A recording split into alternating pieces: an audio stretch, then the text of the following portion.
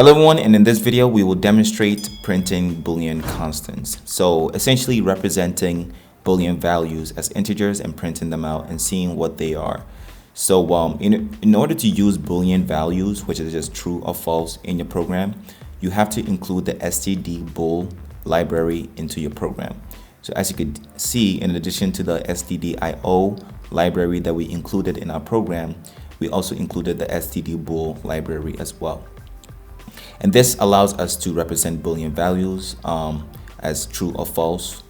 But as you can see, and after we go ahead and print them out, Boolean values are essentially interpreted as 1 or 0.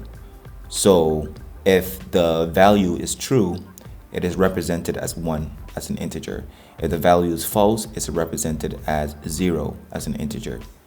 So just keep that in mind. You don't always have to use stdbool. You can also always use 1 and 0 in your program. So for example, if you have an if statement, you don't have to say if this value equals true. You can just have 1 and that would also work the same way.